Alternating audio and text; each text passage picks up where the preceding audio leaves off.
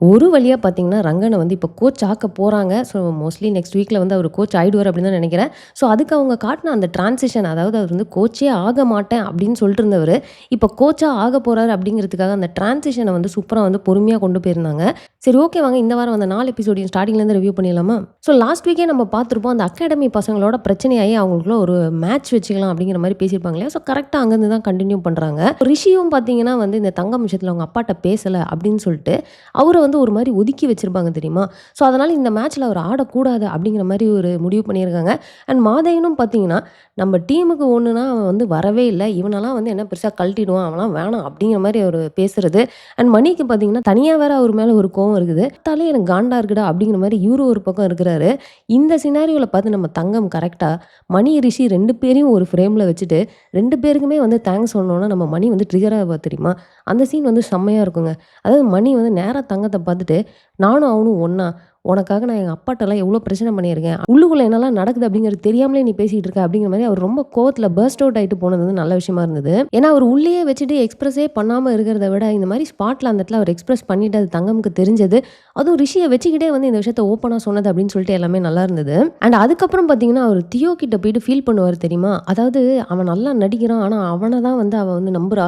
And தங்கம் வந்து அவன் கூடயே போயிருவானோன்னு எனக்கு பயமா இருக்கு அப்படிங்கிற மாரி அவர் சொல்லிட்டு அழுதது. அண்ட் அந்த இடத்துல தியோ பார்த்தீங்கன்னா, அந்த சிச்சுவேஷன வந்து நல்லாவே அண்டர்ஸ்டாண்ட் பண்ணிக்கிறாங்க. இந்த மாதிரி ஃபீலிங்ஸ் இருந்து அத வெளிய காட்டிக்க முடியாம இருக்கிறது எவ்ளோ கஷ்டம் அப்படிங்கிறது எனக்கு நல்லாவே புரியுது அப்படிங்கிறத அவங்க சொல்லுவாங்க. அண்ட் அவங்க வந்து மணிய வந்து ஹக் பண்ணி கன்வின்ஸ் பண்றப்போ பார்த்தீங்கன்னா, நம்ம மணி கூட சீனியர் சீனியர்ன்னு சொல்லிட்டு இருந்தவரு அந்த இடத்துல தியோ தியோன்னு சொல்லிட்டு ஃபீல் பண்ணுவாரு. ஸோ அந்த மாரி ஒரு சின்ன டச் வச்சது நல்லா இருந்தது. ஸோ ஓவரால் பார்த்தீங்கன்னா, இவங்களோட காம்போ வந்து நிஜமாலுமே சூப்பரா கொண்டு போயிட்டுருக்காங்க. ஏன்னா, அப்படியே ஒரு சப்போர்ட்டா இருக்கிற மாரி இருக்குது நம்ம தியோ வந்து மணிக்கு. ஸோ கண்டிப்பா இவங்க 2 பேர் தான் ஒண்ணா இருப்பாங்க அப்படிங்கிறதுல எந்த டவுட்டுமே இல்ல. ஸோ இது கூடிய சீக்கிரத்தில நடக்க தான் போகுது. ஸோ ரிஷி பார்த்தீங்கன்னா வந்து அவருக்கு வந்து இருக்கிற ஒரே ஃப்ரெண்டு தங்கம் தான். என்னடா இப்படி ஒரு விஷயம் ஆயிருச்சுன்னு சொல்லிட்டு அவரோட சிச்சுவேஷன எக்ஸ்பிளைன் பண்றதுக்கு எவ்வளவோ ட்ரை பண்றாரு. பட் இருந்தாலும் நம்ம தங்கம் வந்து டென்ஷனாவே இருந்த மாரி காட்டியிருப்பாங்க. ஆனா அதுக்காக அவரு ஒரு விஷயம் பண்ணுவாரு தெரியுமா? அந்த லேடீஸ் ஹாஸ்டல் முன்னாடி போயிட்டு வெளிய நின்னுட்டு கல்ல எடுத்து எடுத்து உள்ள எறிவாரு. அங்க பார்க்குறப்பவே தெரியுது கேட்டு அண்ட் சுத்தி பில்டிங் தூரம் தூரமா இருக்கு. இவரு எங்கருந்து கரெக்ட்டா ஜன்னல் கல் எறிஞ்சாருன்னு எனக்கு தெரியல. அதுவும் சரக்கு அடிச்சுட்டு வந்து கல் அடிக்கிறப்போ பார்த்தீங்கன்னா, பயங்கர அப்படியே ப்ரிசிஷனோட அடிப்பாரு. நேரா தங்கம் மேலயே போய் விழுவும். அவங்க அப்பதான் பார்த்தீங்கன்னா, கரெக்ட்டா ஜன்னல் கிட்ட உட்காந்து படிச்சுக்கிட்டு இருப்பாங்க. அந்த சீன் ரொம்ப டூ மச்சா இருந்ததுங்க.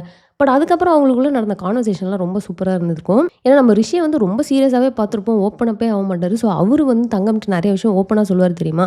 "எனக்கு இருக்கிற ஒரே ஃப்ரெண்டே நீ தான். சுத்தி இருக்கவங்க எல்லாருமே என்ன இப்படி பேசுறாங்க. ஸோ நீ வந்து என்ன தப்பா நெனச்சுக்காத. என் சிச்சுவேஷன் உனக்கு தெரியாதா?" அப்படின்னு சொல்லிட்டு அவர் எல்லாத்தையுமே எக்ஸ்பிளைன் பண்ணுது. அதோட சேர்த்து, "ஒரு நாள் நான் உன்கிட்ட பேசாம போனேன்னு வச்சுக்கோயேன், அப்பதான் உனக்கு தெரியும்." அப்படிங்கிற ஒரு பாயிண்ட்ட வேற அவரு சொல்லுவாரு. ஸோ இது வந்து கண்டிப்பா இந்த சீரிஸ்ல ஏதோ ஒரு பாயிண்ட்ல வந்து வைக்க தான் போறாங்க இப்படி ஒரு சினாரியோ அப்படின்னு நெனைக்கிறேன். அதே ரிஷி பார்த்தீங்கன்னா, அடுத்த நாள் வந்து இவர் டீம்லேருந்து ஆடலன்னு சொல்லிட்டு தங்கம் சப்போர்ட் பண்ணி பேசுறப்போ, இவரு போயிட்டு திரும்ப தங்கம்ட்ட, "நீ வந்து எனக்காக பேசி உன்னோட ஃப்ரெண்ட்ஸ வந்து லூஸ் பண்ணிறாத." அப்படின்னு அவரு சொன்னது வந்து, எந்த அளவுக்கு அவர் வந்து செல்ஃபிஷா இல்லாம தங்கம்ம பத்தி யோசிக்கிறாரு அப்படிங்கிறது வந்து நல்லாவே தெரியுது. ஆனா அந்த இடத்துல அவர் ஒரு டிசிஷன் எடுப்பார் தெரியுமா? "நான் இந்த மாதிரி இங்கேருந்து மாறி வேற இதுக்கு போயிடுறேன்." அப்படின்னு சொல்லிட்டு. நான் அப்ப கூட என்ன தெரியுமா நெனச்சேன், சரி இவரு வந்து அந்த அகாடமில தான் போயிட்டு கண்டிப்பா ஜாயின் பண்ணுவாரு. அண்ட் அங்க போனதுக்கு அப்புறமா இந்த டீமுக்கு அகைன்ஸ்ட்டா விளையாடுவாரு. செம்ம ஸ்ட்ராங் பிளேயரா இருக்க போறாரு. இந்த ஆங்கிள்ல ஸ்டோரிய கொண்டு போவாங்களான்னு யோசிச்சேன். ஆனா கடைசியில இன்னைக்கு 4 எபிசோட் முடியிறப்போ பார்த்தீங்கன்னா, நம்ம ரிஷிய தான் வந்து அந்த அகாடமி பசங்க வந்து கலாய்க்கிற மாரி காட்டியிருப்பாங்க. ஆனா அங்கேயும் பார்த்தீங்கன்னா, மணி வந்து நிப்பாரு. எல்லா பசங்களும் வந்துருவாங்க ரிஷிய சப்போர்ட் பண்ணி. இந்த ஒரு ரீசன்னாலேயே பார்த்தீங்கன்னா, இம்மீடியட்டா அந்த ஒரு மேட்ச் ஒண்ணு வைப்பாங்க தெரியுமா? அந்த மேட்ச்ல நம்ம ரிஷிய ஆட விட்டுருவாங்க. ஆனா அங்கேயும் வந்து எல்லாரும் சேர்ந்து அந்த ரிஷிய புல்லி பண்ற மாரி ஒரு சீன் இருக்கும். மணி தான் ஃபர்ஸ்ட்டு வந்து வேகமா வருவாரு இந்த மாரி ரிஷிக்காக. அப்புறம் எல்லா பசங்களும் வந்து ரிஷிக்கு சப்போர்ட் பண்றது. ஸோ இந்த ஒரு சினாரியோனால நான் என்ன நினைக்கிறேன் அப்படின்னா, கண்டிப்பா ரிஷி வந்து இங்க தான் இருக்க போறாரு. இங்கேருந்து வெளிய போமாட்டாரு அப்படிங்கிறது கிளியரா தெரியுது.